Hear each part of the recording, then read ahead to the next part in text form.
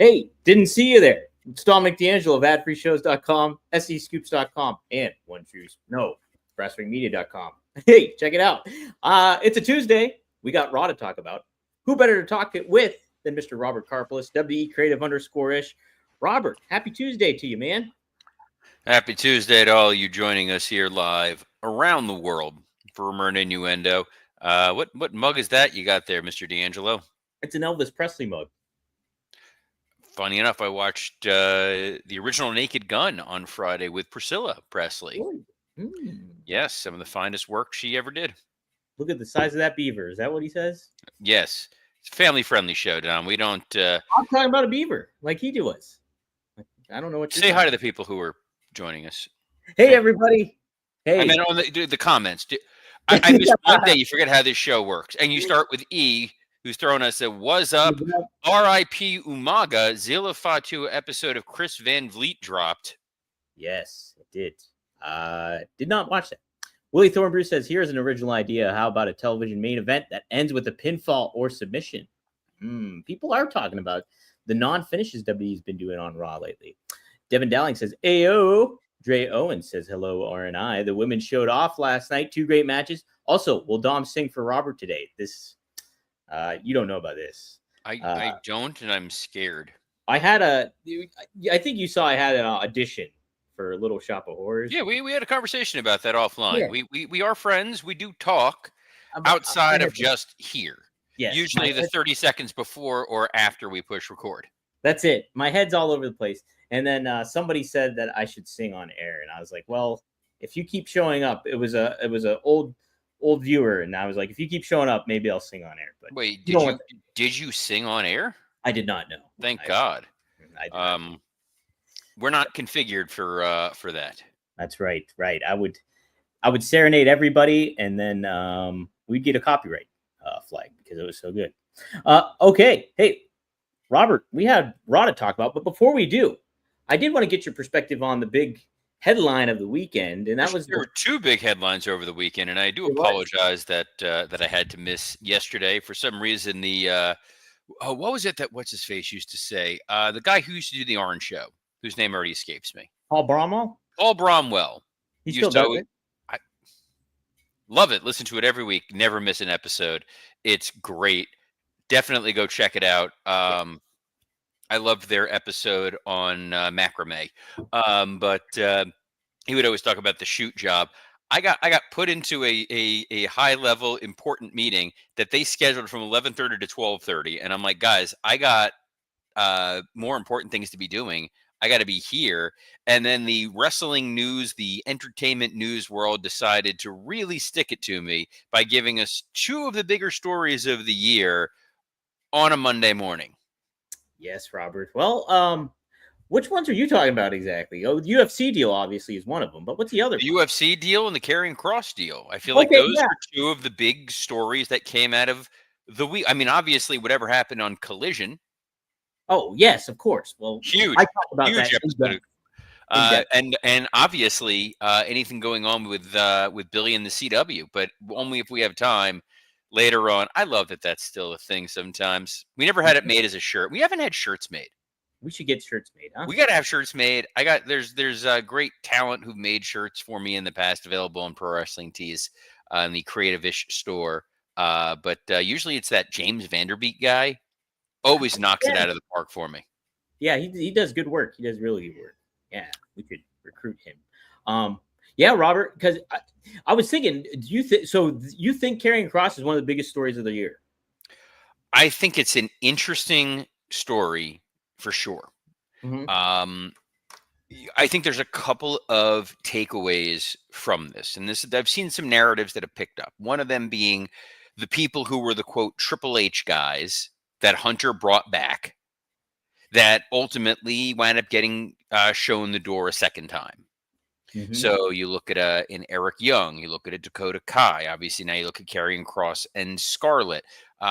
People who AJ Francis had a second bite at the apple. Like there's people who left under the Vince era and then came back thinking they were going to get a better opportunity, and they didn't. You know, Karrion Kross is an interesting One, because it's one of the few times where we're getting this odd blended work shoot feeling to some extent. All Jake points out, Braun Strowman, but Strowman, Right. it was a mistake to bring him back from day one. I think they were overpaying that guy, and they were expecting main event skill out of a guy who couldn't deliver at a main event level. I think if they were paying him Omos money, yeah, you keep him around for a long time. Where Karrion Kross is really interesting is in a couple ways. Number one, him leaving and then coming back, and you thinking, okay, this is a guy Triple H is going to put the machine behind. They gave him opportunities. They gave him video packages. They gave him a stable with the AOP, who Hunter brought back. They gave him Paul Ellering. They gave him sort of the accoutrement you would need to be a star, and it didn't really go anywhere. Then he started on his own with this, I'm going to get in people's ear and I'm going to try to turn them to the dark side. We saw it with New Day. We saw him try it with AJ Styles. We saw him involved with Sami Zayn recently. So they were giving him, to some extent, some opportunities. There was an underlying groundswell, similar to what we saw years ago with Zack Ryder. The idea that they're hijacking the show, they're chanting for the guy that you don't think is going to get pushed. You're bringing signs. They're buying terrible merch just to support this guy. Remember that first Zack Ryder shirt that they released? They tried to see if there was fan interest. It was the ugliest shirt ever, and it's Was it the one with the hair on it? no. It was literally just a picture of like Zack Ryder, and it just said Zack Ryder. Like, can you imagine walking around on the street with just boom Cardona's full body on a shirt? And it's sold because it was a way for people to say, I'm going to vote with my wallet. Mm-hmm. And in 2025 WWE, we are sort of spoiled. We are getting, for lack of a better term, the right people being pushed. It's a recency bias for a lot of people that they want to be mad about what Triple H is doing. Paul Levesque is trying to be the chief creative officer for a publicly traded parent company in TKO that cares about profits and losses. Mm-hmm. So it's not as though he is now Tony Khan and he can do whatever it is that he wants and he only answers to himself. He has to answer to overlords and bosses who are not Vince McMahon. Vince had no problem telling Wall Street, I don't really care. You can go pound sand. Right. Unique position to be in. And the stock would fluctuate to a degree that it would go back and look at where the stock was before Roman Reigns and Paul Heyman sat on that couch and look at where that stock ended at. And you will see just how valuable good creative can be. Absolutely. It feels like Hunter gave Karrion Kross a lot of opportunities to succeed, as recently as SummerSlam, where you put him in there with Sami Zayn, a guy who it's almost idiot proof in terms of having a great match. And it was one of, if not the weakest match of the weekend. I think he's a guy who understands the psychology of wrestling. I think he's a guy who understands what fans want to see, he being Karrion Kross. But in the ring, he kind of wrestles more like a Vince guy than what the modern audience is into. And you're seeing Seth Rollins get an opportunity to be the 1A. CM Punk is being pushed out there as the 1A babyface. They gave Jey Uso an opportunity when he would not have necessarily been a top choice for Vince McMahon. You're still utilizing Cody Rhodes as the babyface lead of the company. You're giving Drew, a guy who's been sort of on the back burner, a shot at being the number one contender, putting him in the right spot. A lot of people are where they should be. Karrion Kross was like the old habits of the audience wanting to feel like they're not giving us what we're demanding. We're going to get behind somebody. And it led to this situation. This situation, by the way, that we don't even know entirely what the ultimate deal is. I was saying a few weeks ago, and I heard our boy Conrad reiterating this take, which was, well, maybe he'll wind up in TNA, or he'll wind up in AAA, or he'll wind up in GCW. What do you think, Bruce? And then just a tumbleweed rolls by because Bruce ain't there. No, it's still John Bradshaw Layfield, who's on the greatest babyface tour of all time. What an about face that guy is doing. What a total gentleman. John Layfield. No bad stories at all from during my time working. I'm going to take a sip of this coffee while I lie. Well, so what? I mean, there is still kind of the speculation that this is all in a very, very elaborate work. Somebody made a point too yesterday that, hey, and I think you mentioned this too, that NXT promoted Karrion Kross's book on the previous Tuesday or something. It was too. Well, he was still under contract. Sure. They Yeah. mentioned him on Raw last night. They're not hiding the ball. And I think that there is a world where either one of three things is going to happen.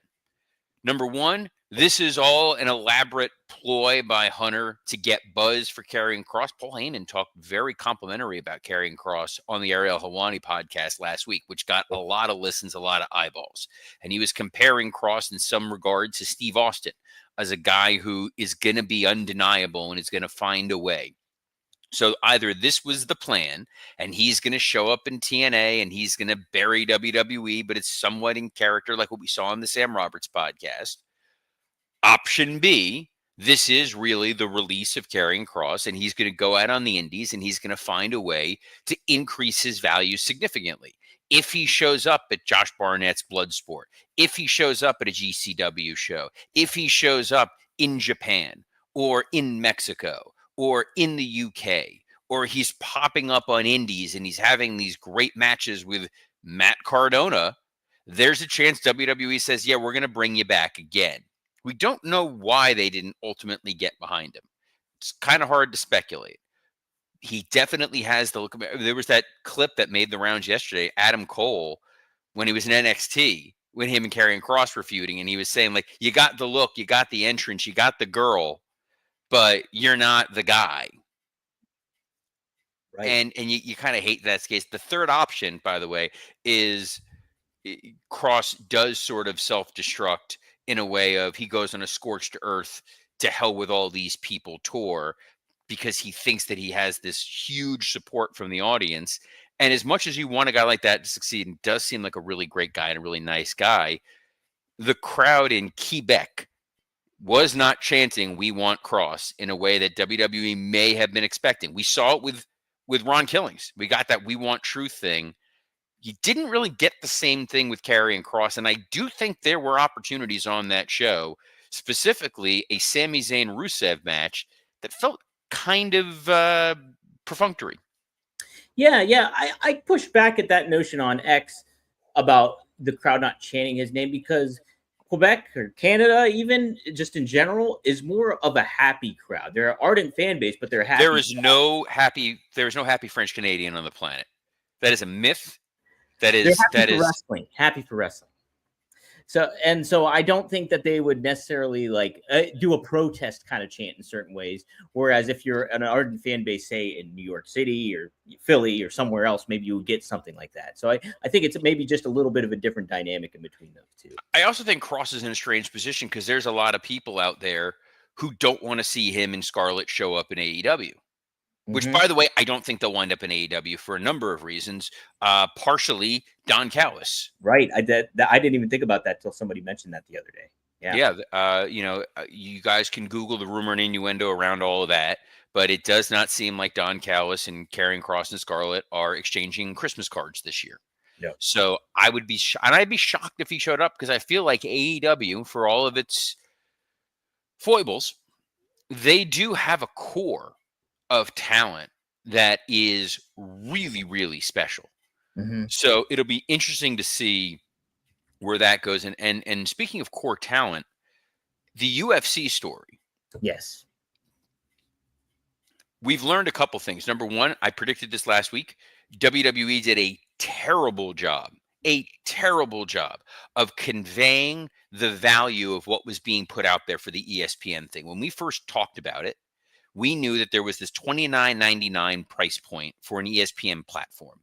We've now subsequently learned from a chart that I've seen online that, look, I do complex commercial negotiations for a living. I have seen complicated charts and deals in my lifetime.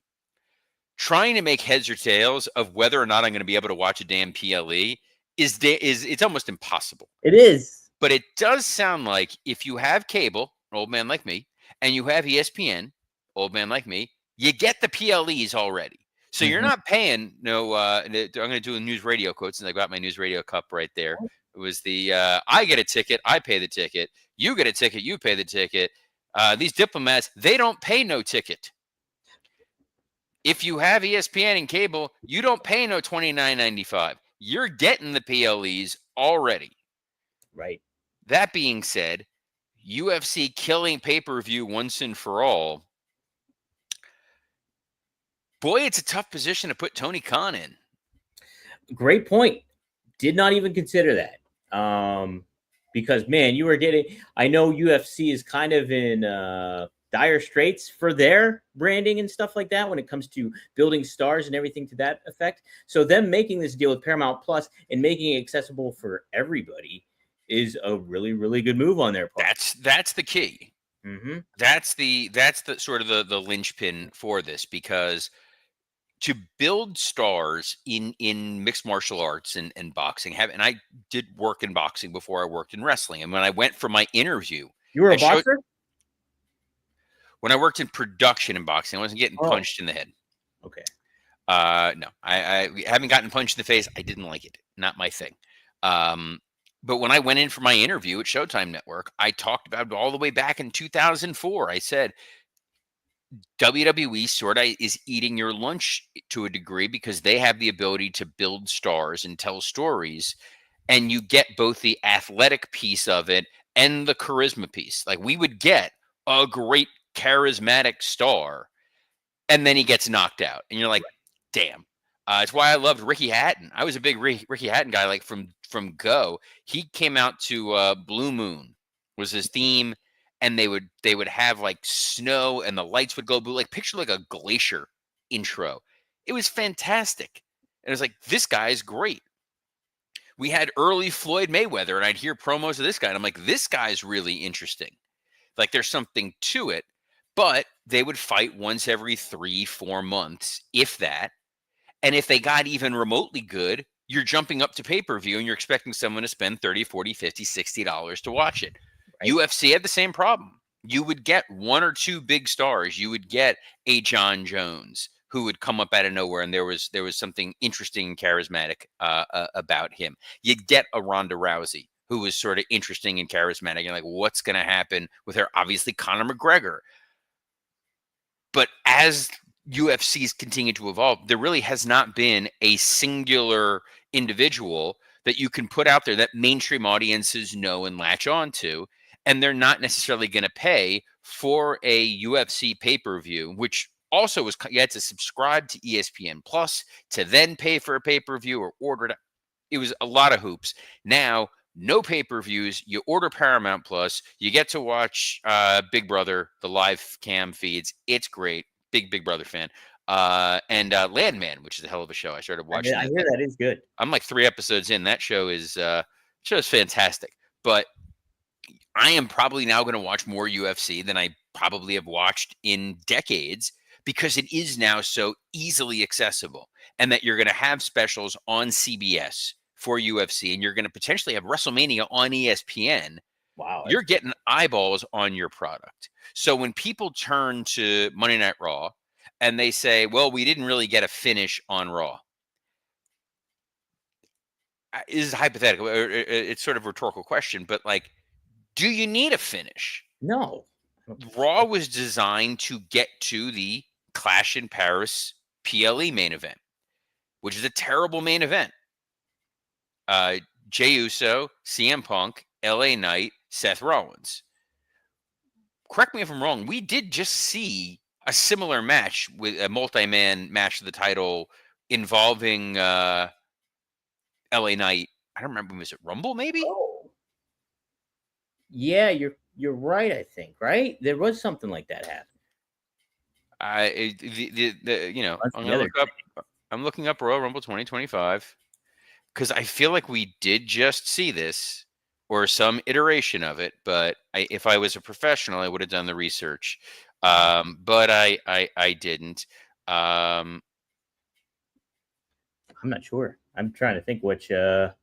There was one of the PLEs where we saw some version of this, a multi-man match. You're right though. There was something like that to that effect. But I mean, that kind of speaks though to like, hey, we kind of forgot about it though at the same time too. Yeah, So but that's we forget about everything. right. So I mean, is it that big of a deal necessarily? It's not that big of a deal, but it's not a particularly special match by any stretch of the imagination. It's just sort of a we got to get through this show. We only have 5 or 6 slots. We want to give the folks in Paris as many stars as possible.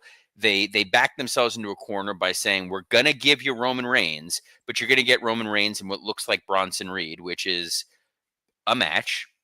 Mm-hmm. On a good match, not a bad match, it's a match.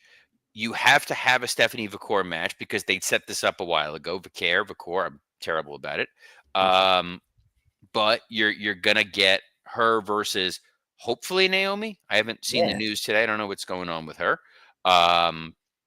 I could see that being a multi-woman match, quite frankly, given the fact that you still have Io and Rhea floating around out there.